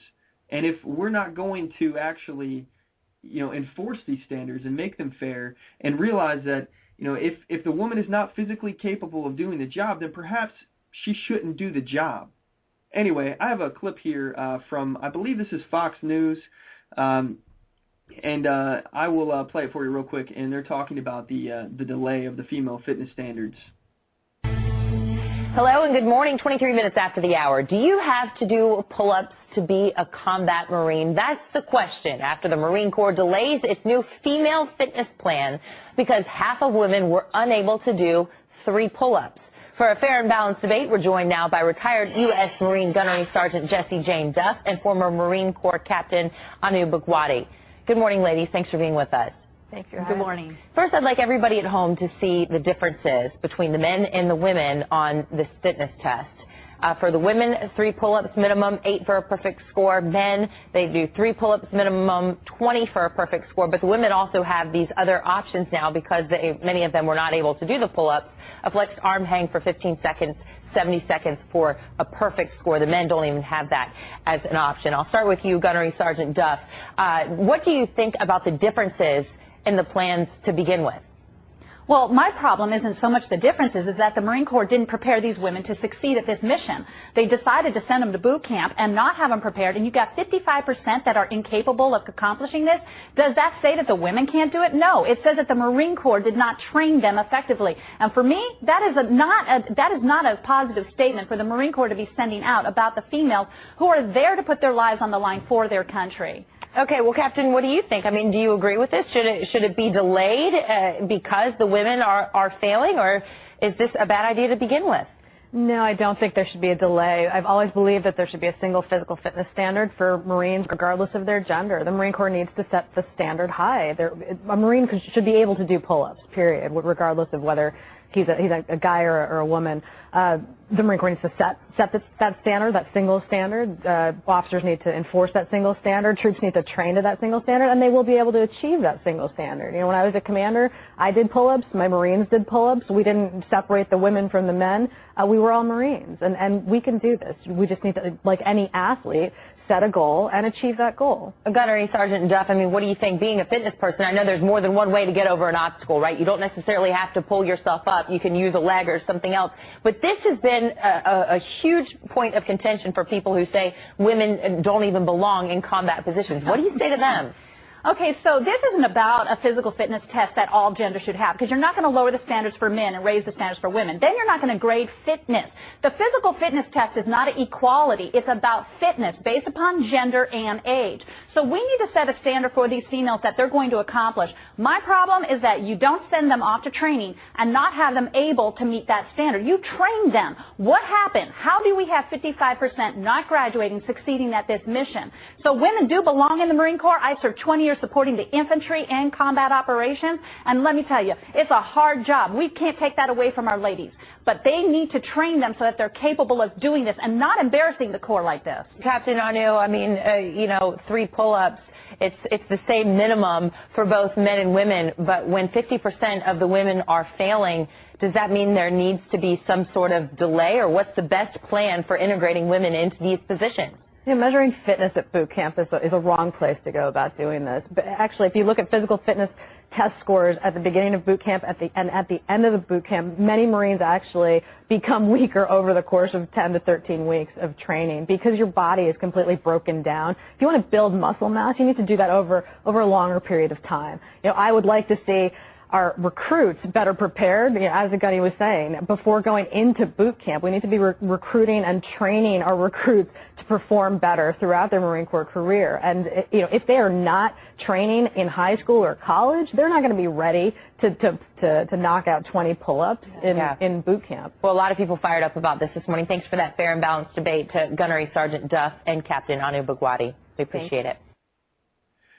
All right, so that's what they had to say in regards to that. I want to hear what you have to say. Give us a call. The number is 619-924-0986. Again, that's 619-924-0986. Or you can email the show at onthemoveshow@gmail.com and let me know what you have to say.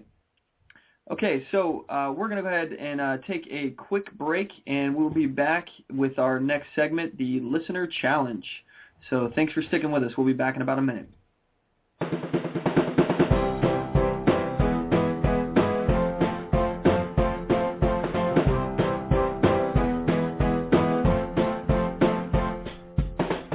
Support On The Move. Help us make this podcast bigger and better. You can do this by going to our store and purchasing one of our hundreds of products. All designs are original and made for patriots like you. Just go to cafepress.com/onthemoveshow. We appreciate your support. Need design services? Logo design for $90, business cards, brochures, bumper stickers, signs, flyers, promotional products such as mugs, pins, bags, keychains, magnets, and so much more.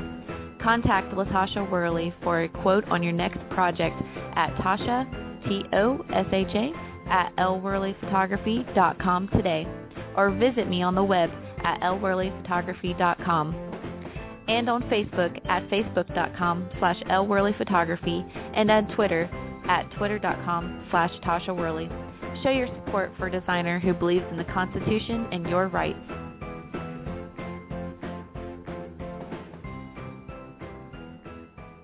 And we're back. Thanks for sticking with us. All right, at this point, we're going to go ahead and start our next segment. It's called the Listener Challenge. I challenge you to a duel. Did you hear that? Sounds like it's time for a challenge. Listener Challenge. Listener Challenge. Listener Challenge. Listener Challenge. All right, this is the segment of the show where I challenge you to get active, to get on the move. Again, this is a activism movement. This is your movement. This is the On the Move movement. You can become a Macktivist in the movement. All you have to do is accept this challenge. Your mission, if you choose to accept it, is to talk to an Obama supporter or a liberal. I'm sure a lot of you have at least one of these guys on your friends and your Facebook where you've debated and you've argued with this person over and over again. Well, you know what? I challenge you to find out why they're still supporting these kind of policies. Now, I don't want you to debate with them. I want you to avoid debating with them as much as possible. Okay, I just want you to kind of listen to them and write down what they're saying. All right, get in their head. Find out why they feel the way that they do. Now, why am I asking you to do this? Well, in my opinion, I think it's important that we know what our opposition thinks. I think it's important that we also give them a chance to lay out their arguments. And the reason why is because we can take this information apart and we can give them compelling arguments and information on other ways they can go about doing it. There's an ancient philosophy, I believe this is an ancient Greek philosophy, and it says know thy enemy or something along those lines. Anyway, it's kind of that same thing. You should know your enemy. You keep your friends close, but your enemies closer. Know what they're doing. And I'm not saying these people are my enemies. I have no problem with liberals other than the fact that they try to regulate everything under the sun, and most of them are extremely misinformed. But I have found that many liberals are good people. You know, for the most part, however, their opinions are typically based on emotions. They want people to be safe. There's nothing wrong with that. They want people to be treated fairly and decently. That's great. Those are great causes. Many of them, however, are misguided. The Democratic Party is fraught with uninformed voters. Many Democrats who do seek information end up finding only propaganda. You know, and one thing in the Democratic Party is that they like to skew polls. They like to give up inaccurate science, or sometimes they just outright lie. Michael Bloomberg, he's been caught numerous times lying. And then when the truth comes out, the uninformed voters inside the Democratic Party, they don't hear about it, so they don't find out that it was just a lie. So all they hear is what he put in his commercial where he's outspent people, you know, millions of dollars. Michael Bloomberg is one of the richest men in the world, so he can flood the TV with lies on advertisements, and he can outspend anybody. And you're going to see his lies over and over and over again, and you may have like one little snippet on the news where he was caught lying, or in an NRA magazine or something where somebody puts the proof out there, but it's not able to match the kind of money that this billionaire is able to spend to get his lies out there. So, and it's not just him, it's a lot of people within the Democratic Party, within the progressive movement, and you know, a lot of these people that are really good people, and they want to see good things happening for people. They don't want to see people be poor. They don't want to see people, you know, be mistreated, and they don't want to see injustice in the world. They think that voting for liberal and progressive agendas is the way to go, but they don't understand that they're really violating people's rights. So anyway, back to this week's challenge. You know, we're going to call this a recon mission, okay? If you would like to do it, I would appreciate it. I want you to learn as much as possible from an Obama supporter or a liberal of your choosing. And on the next show, call in. All right? I want to hear what they had to say. We'll go over their responses and take them apart together on the next show. All right? So let me know. And on the next show, you give us a call. The phone number is 619-924-0986, or you can email the show and let me know what they had to say. That way, you know, you don't have to be on the program if you're, you know, kind of shy or something. So anyway, another topic that I'd like to quickly bring up here in an unrelated matter here is the government is currently going through and regulating the incandescent light bulbs. They're putting more and more regulations on them, and they're basically making it to the point where they're going to phase them out for these energy-efficient light bulbs that we're seeing everywhere.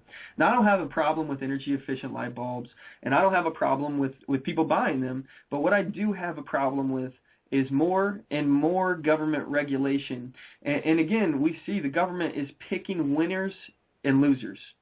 They're deciding what industry is going to succeed and which one isn't, and they're doing this under the guise of global warming and under the whole EPA thing, where the EPA can regulate things because it's producing more carbon, or it's a danger to the environment or something like that. So my problem with this is the fact that we're allowing the government to use the EPA and other organizations within the federal government to basically usurp more and more power they weren't originally supposed to be doing. Why is the government able to tell us that we can't buy a certain kind of light bulb?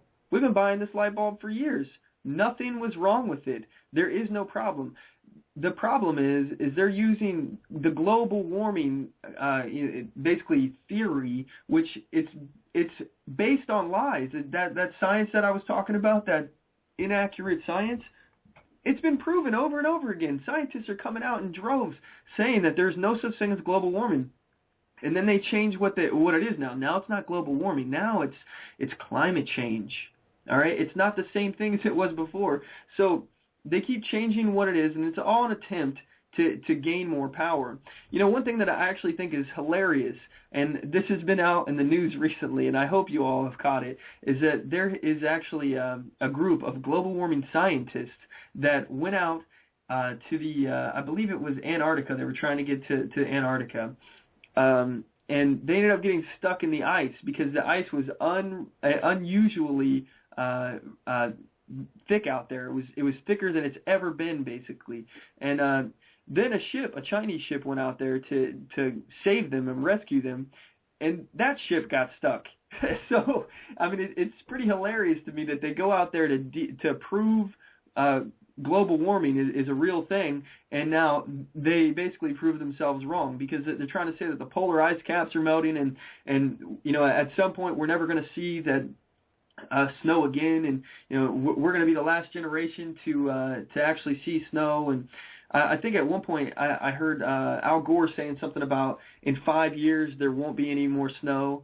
And to me, it is hilarious that these people are on record out there saying these ridiculous claims, and they've been debunked. It's all been proven. It's all been proven wrong. So anyway, with that said, I have a clip here of what happened on the boat there, or they're talking about how people were stuck out there, stranded in there. So let me find the clip real quick, and I will play it for you if I can find it. Oh, here we go. All right, I'll be right back. The stranded passengers happily point to a dot on the horizon. Others cheer help is near. What's that on the horizon, Chris? That's the icebreaker coming to rescue us, Alec. Brilliant. But their relief doesn't last long. Thick ice has forced the Chinese icebreaker, the Snow Dragon, to come to a halt. He was about 6 nautical miles away when that decision was made that the ice was too thick. It was beyond the vessel's capacity, and he turned around and went back through the channel that he'd created to open water. A French rescue vessel also failed to penetrate the ice and has been turned back. But reinforcements are on the way. The Australian ship Aurora Australis is en route and is expected to arrive Sunday evening. The Australian vessel is stronger than the Snow Dragon. It has a higher ice rating.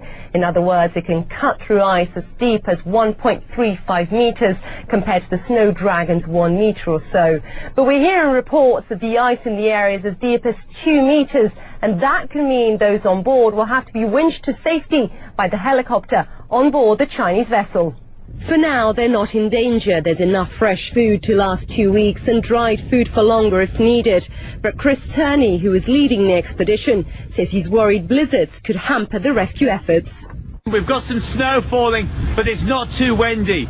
Unfortunately, the weather forecast is these sort of conditions to continue for the next few days. In the meantime, the 74 people on board, which consist of scientists, tourists and crew, are updating family with daily YouTube messages. Hey Mom and Dad, I hope you're enjoying the summer as much as I am. As you have probably heard, we are currently beset in a bit of ice, but not to worry, everything's going well. So well, it seems they are continuing their research, counting birds and drilling through the ice to photograph sea life. The team is retracing the footsteps taken by Australian explorer Douglas Mawson in 1911. He mapped out the Antarctic region but faced a harrowing journey. Stranded, with no companions, no food and no icebreaker, he had to wait a year for the ice to melt. Isa Suarez, CNN, London.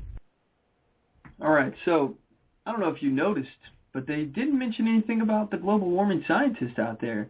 They didn't mention the fact that one of the parts of the mission of being out there was to prove that the ice caps are melting and that global warming is happening and it's a really awful and negative thing that's going on to our planet and that we're affecting this change. We're responsible for the polar bears dying and we're responsible for, you know, the loss of habitat for these polar animals. They didn't mention the fact that they were out there for that. Why aren't they mentioning that? Why isn't it being covered? Well, I'll tell you why. They don't want you to know. They don't want you to know that this is all about global warming because it totally discredits global warming. Global warming is a money maker. You know, I'm not a scientist, but I can read. I am capable of reading. And I like to think that I'm not an idiot.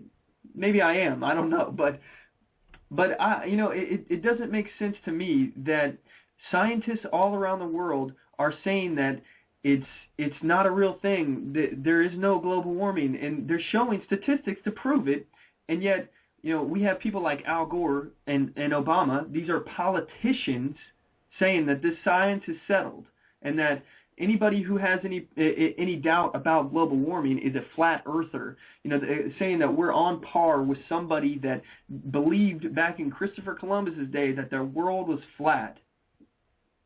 The science is not settled. Scientists are currently arguing about this. And now we have Obama who's using the federal agencies to try to prove that global warming is real. I don't understand how he's able to get away with doing this. He's using the same thing with the Centers for Disease Control to prove that gun violence is a problem bigger than it is, and that he's trying to basically prove that areas that have lax gun laws are basically having more crime. And what they're doing is they're taking these numbers and they're using them in manipulative ways to try to basically trick people. So they'll take, you know, little sections of dates and they'll say, oh, this one had a spike, you know, for this reason because, you know, something happened unrelated to what the study's about. But they're basically trying to use this information to create more gun laws and to create more panic. And they use that with global warming. Everything is related. The more I do this, the more I can see everything is linked. Everything, every news story in some way relates to other news stories. And the biggest one that relates to everything is global warming. I'll be covering this in a lot more detail later, but global warming is a moneymaker. Global warming will make Obama and his cronies billions. He's already set up things like the Chicago Carbon Exchange, where basically if we pay if we're paying our carbon taxes, it's end up lining the pockets of Obama and Goldman Sachs and all these other multi-million-dollar companies, and it's a political kickback fund. It's a way of giving money back to his political supporters. If you don't believe me, look it up, all right? Just look up the Chicago Carbon Exchange on Google, and you'll find a whole lot of useful information, and it's going to be a rabbit hole, I promise you. You will find so many different links that will take you different places. Global warming is being used right now to not only try to increase energy cost, to impoverish us all. Global warming is being used to try to say that our bullets, the lead in them, first of all, the manufacturing of it is a process that creates a lot of carbon in our atmosphere. So that's a problem. They want to eliminate pollution because carbon has been considered a pollutant, even though every time I breathe, I just release carbon. I'm polluting, and I'm using quotey fingers. I'm polluting every time I breathe. At some point, is it going to get to the point where we have to pay a tax to breathe? What happens if we can't afford to pay that tax? Are we fined? Do we get a fine, or are we arrested? You know, this is the kind of thing that it leads. Everything with the government is a slippery slope. When we start giving them power and ability to do things and make regulations, they end up basically going crazy with it. They go mad with power, and it always goes a step further than we intended. It's never exactly what you intended. And the government, like I said before, they don't give up power. They have no interest in giving up power. All they want to do is take more and more power, and that's what global warming is about. That's what these carbon taxes are about. You know, they use their entities like the EPA, the Environmental Protection Agency, and they try to regulate our freedom. They're going to regulate it all, and it doesn't matter how they do it. Right now, what they're looking for is any excuse. In global warming, climate change, it's all an excuse. That's all it is, to take away your power, to take away your individual liberty, and to usurp more power for themselves. So, anyway, that's what I have to say about that. I'd like to hear what you guys have to say. Give us a call. We got a few more minutes left in the show here. I can take one call or so. The phone number is 619-924-0986. Again, that's 619-924-0986. Or you can email the show at onthemoveshow@gmail.com and let me know what you have to say. And if I'm not able to get your email this show, I can read it off next show on the air.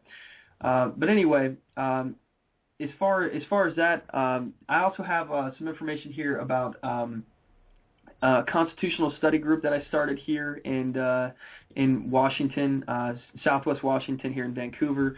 We've been meeting on once a month. We usually do it on Sunday at 1 p.m.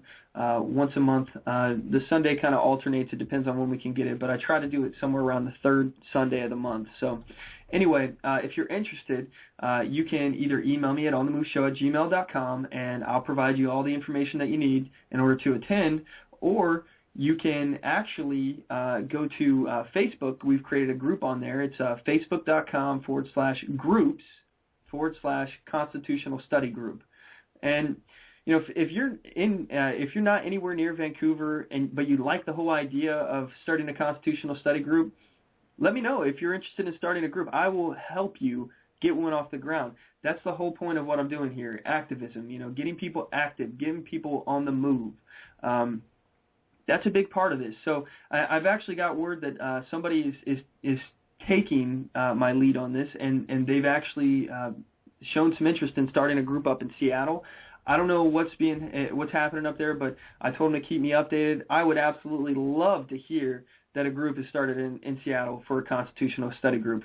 If you're interested in doing it, let me know. I'll give you all the information I have and how to start it, and give you any advice that I can give you. I mean, I'm not an expert on the Constitution, but that's the point of it. It's a study group.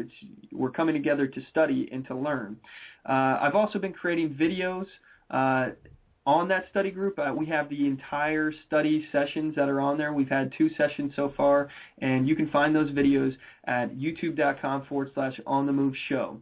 So all the videos are there, and I'll continue to post them on there. And if you can't attend but you would like to learn, and you're not interested in starting your own group, feel free to check out those videos, because they have a lot of really good information. And every time I go there, I leave with new information, and my mind is blown. But anyway, so that's our show for today. I appreciate everybody tuning in and listening to it. I want to thank you, our listeners, for tuning in every week. We really do appreciate your continued support. If you'd like to get some more information about On The Move Show, you can do so at onthemoveshow.com, here at blogtalkradio.com/onthemoveshow, facebook.com/onthemoveshow, youtube.com/onthemoveshow, and twitter.com/onthemoveshow. Make sure you get a hold of me. Let me know what you think of the show. I'd really like to hear your take on everything. So anyway, like I said, that's the show. And as always, know your rights, assert your rights, get on the move.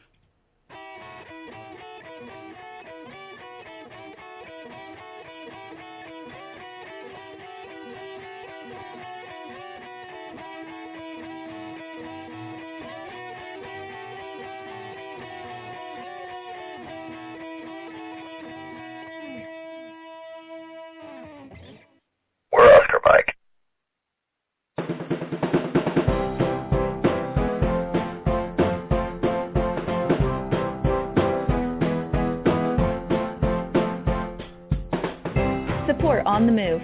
Help us make this podcast bigger and better. You can do this by going to our store and purchasing one of our hundreds of products. All designs are original and made for patriots like you. Just go to cafepress.com/onthemoveshow. We appreciate your support. Need design services?